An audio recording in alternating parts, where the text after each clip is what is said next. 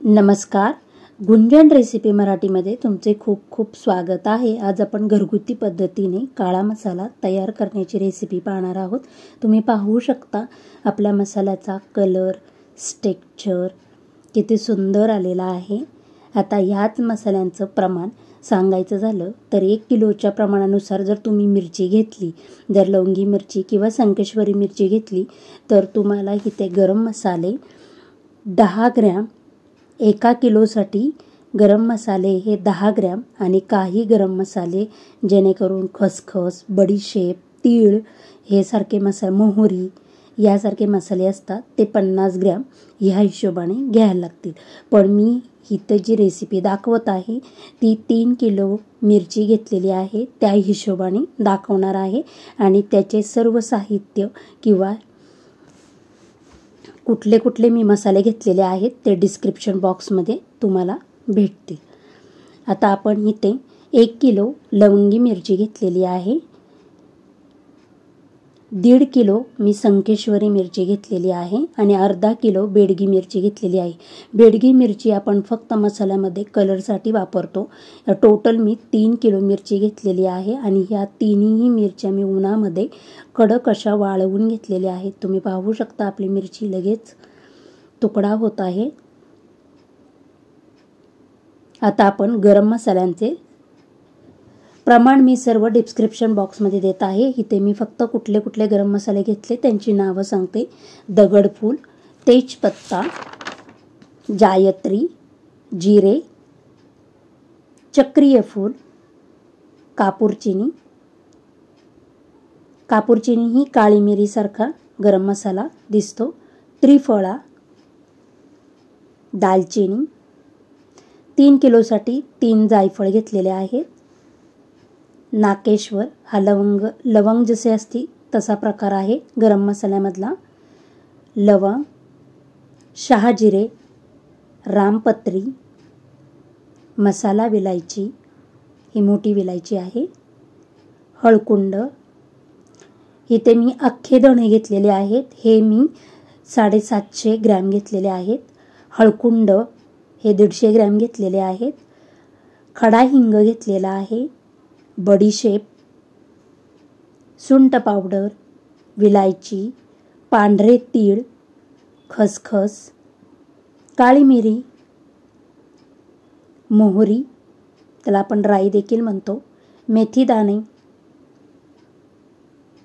हे सर्व साहित्य आपण घेतलेले आहे. जे 150 ग्रॅम आहे ते 1 किलोसाठी 50 ग्रॅम घ्यायचे. आता आपण लोखंडी कढई मी गरम करायला ठेवलेली आहे. त्याच्यामध्ये सुरुवातीला मी मोहरी 5 मिनटं गरम करून घेणार आहे. मोहरीचा आपला चटचट असा आवाज यायला लागला की आपण लगेचच ही मोहरी काढून घेऊया. त्यानंतर मी बडीशेप भाजून घेणार आहे. बडीशेपचा कलर बदलला की आपण बडीशेप काढून घेऊया. आता पांढरे तीळ 1 मिनिट भाजून घेणार आहे. खसखस आपली भाजून झाली की मेथी दाणे. कढई गरम असल्यामुळे मसाले पटपट असे भाजले जातात. हिरवी विलायची,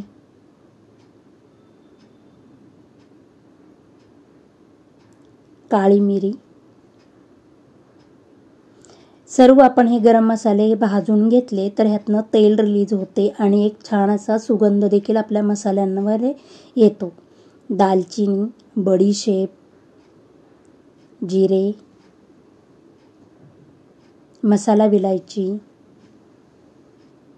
चक्रीय फूल, लवंग आणि आता आपण कढईमध्ये तेल गरम करायला ठेवलेलं आहे. तेल आपलं गरम झालं की मी ह्याच्यामध्ये खडा हिंग तळून घेणार आहे. आपला खडा हिंग तळून झाला की त्यामध्ये आपण हळकुंड तळून घेऊया. आपण हे 2च साहित्य आहेत जे तळून घेणार आहोत. अगोदर आपण सर्व कोरड्या कढईमध्ये साहित्य भाजून घेतलेले आहे. आता आपल्याला धणे हे तेलाच्या कढईत मी भाजून घेणार आहे. तेल मी सर्व काढून घेतलेले आहे आणि त्या तेलाच्या कढईतच आता मी हे अख्खे धणे भाजून घेणार आहे. मी 3 बॅचमध्ये धणे भाजून घेतलेले आहे आणि त्याला 2-2 चमचे तेल टाकून मी हे धणे भाजून घेतलेले आहेत. आता एका टबमध्ये घेऊन आपण सुरुवातीला 1.5 किलो संकेश्वरी मिरची, लवंगी मिरची, लवंगी मी 1 किलो घेतलेली आहे, आणि बेडगी मिरची ही अर्धा किलोच घेतलेली आहे.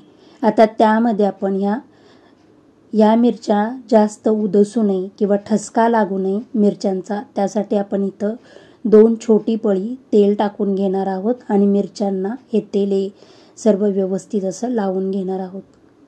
मिरच्यांना आपल्या व्यवस्थित तेल लागलं की आता आपण त्यात गरम मसाले टाकून घेऊया. त्यामध्ये मी धणे, जे आपण मसाले भाजलेले नाही आहेत ते मसाले टाकून घेऊया. दगडफूल, तेजपत्ता, रामपत्री, जयत्री, सुंठ, जायफळ हे आपण भाजून घेतलेलं नाही आहे ते टाकलेलं आहे, आणि जे साहित्य आपण भाजून घेतलेलं आहे ते देखील टाकून घेतलेलं आहे. आता हे सर्व साहित्य आपण एकजीव करून घेऊया. एकजीव करून झालं की आपण हे आता डंकात कुटायला नेणार आहोत. तर त्याबरोबरच आपण इथे मी अर्धा किलो खडा मीठ घेतलेला आहे, आणि 250 ग्रॅम हे 500 ग्रॅम मीठ आहे, आणि 250 ग्रॅम तेल घेतलेलं आहे. आपण हे भाजीला तेल वापरतो तेच तेल घेऊन जायचं, आणि डंकावरनं मसाला कुटून आणलेला आहे. तुम्ही बघू शकता आपला मसाला कुटून आलेला आहे. त्याचा कलर, टेक्स्चर